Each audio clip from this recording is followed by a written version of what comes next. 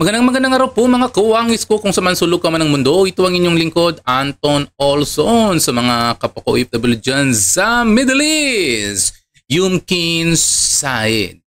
Ngayon pag-uusapan po natin ngayon mga kawangis ko, nagpa-briefing na yung hinayupak na to na si Trillanes o si Trililing na sinasabi. Ano bang gusto niyang mangyari? Gusto niyang i-divert po yung mga issue ngayon sa nangyayaring katiwalian po sa Pilipinas tungkol sa flood control issue, kung ano pong mga issue ngayon na kinakaharap ng gobyerno. Hindi ito maliit na bagay, ito po ay napakalaking bagay po para kaharapin ng mga Pilipino. Pero ang nangyayari, sino kaya ang kumakumpas kay Trillanes para i-divert yung mga issues sa mga Duterte at kay Senator Bongo? Ang ginagawa niya, noon, nang nagdaang mga araw, gusto niya lang mag-file ng kaso. Ngayon, hindi na po nag-file siya ng kaso. Siya po ay briefing pa bago pa mag-file daw ng kaso, no? Papailan niya ng kaso ng plunder kasi yung mga Duterte at si Bongo dahil sa kanilang mga pagsasanib puwersa tungkol sa flood control na katiwalian. Imagine isipin nyo, instead na itutunan pansin po kay Romualdez at sa mga congressman na sobrang laki na kinukuha nilang nakukulimbat na mga pera sa kaban ng gobyerno. Ngayon, may kumukumpas kay Trillanes. Sino kaya ang nagkukumpas sa kanya? Napilit niyang idinidiin ng mga Duterte na naman, which is ang laki ng issue na ngayon tungkol kay Romualdez. Ngayon, pinipilit niyang i-divert ang issue sa mga Duterte at kay Bongo. Ito, panurin po natin ang kanyang kahangalan ang taong ito.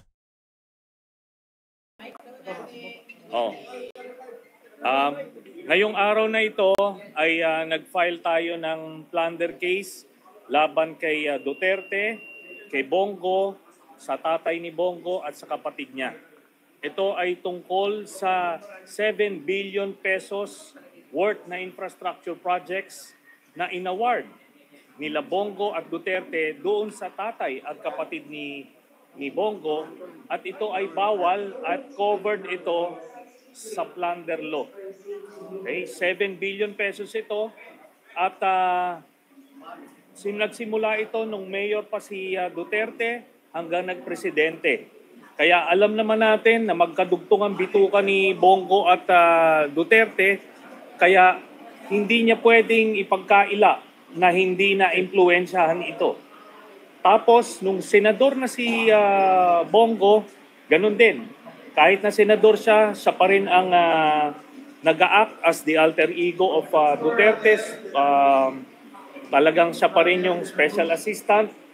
Kaya ito ay maliwanag na violation sa ating batas at kaya natin siya nakasuhan. Sir, ano po yung ebidensya na Ang ebidensya po dito ay mga kontrata mismo galing sa DPWH. Ito po ay nakuha ko nung ako po ay senador pa. Tapos dinagdagan namin nung iba pang mga dokumento nung natapos na ako sa pagkasenador. Bawal po ito. Di ba? Hindi mo pwedeng bigyan ng kontrata yung tatay at kapatid mo. Ang nakalagay sa ating batas, up to 4th degree of consanguinity and affinity. Pero ito, first degree ito. Tatay ito at kapatid. At hindi niya pwedeng sabihin na hindi niya mapipiling kamag-anak niya. Kasi hindi ito basta-basta kamag-anak. Kapatid at tatay ito. Tapos, halos ito sa City Hall ng Davao hanggang sa nung sila ay presidente na. Ayun. So bukod pa ron, itong CLTG at saka Alfredo Builders na construction companies nung tatay at kapatid ni Bongo, undercapitalized ito. Hindi sila pwedeng magkaroon ng mga proyekto ng mga daang-daang milyon. So ang ginawa nila, nagsisircumvent sila ng ating batas by having joint ventures with yung may mga AAA licenses. Okay?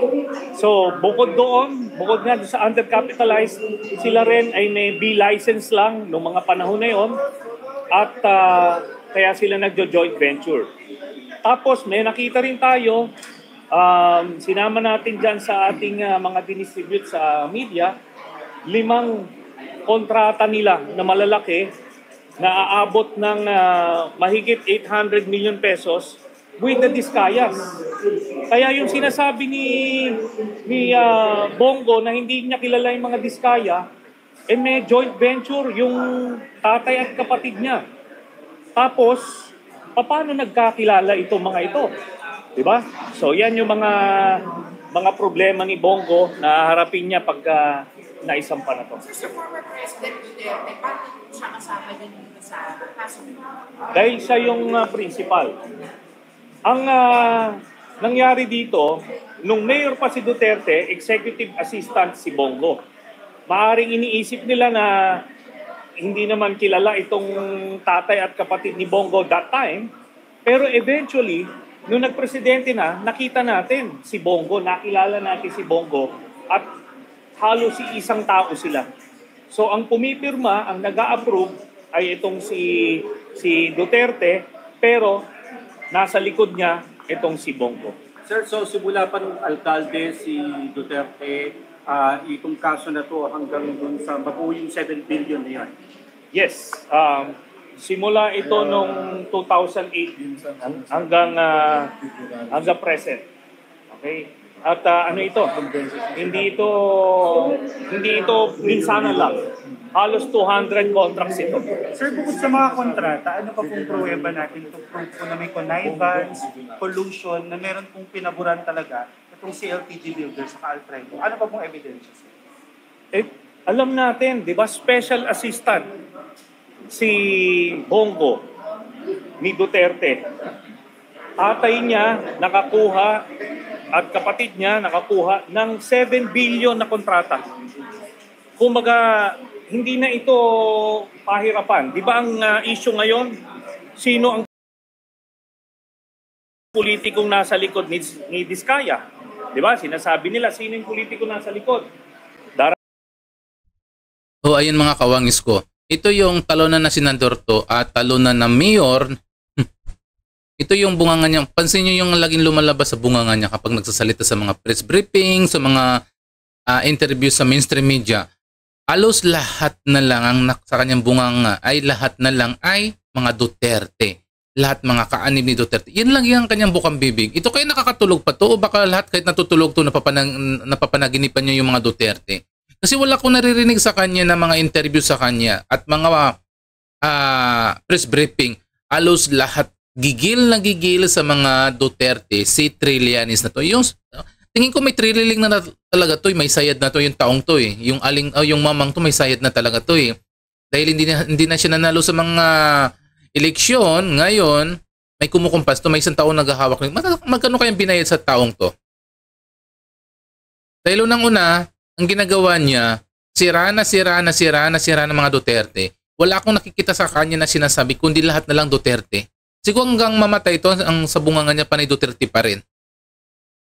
Di ba? Di ba mga kawangis? Kung pansin niyo lahat ng mga interview niya, simula nang naging presidente si Digong, itong bungangan niya panay Duterte. Hanggang ngayon natalunan na siya sa mga eleksyon, Duterte pa rin.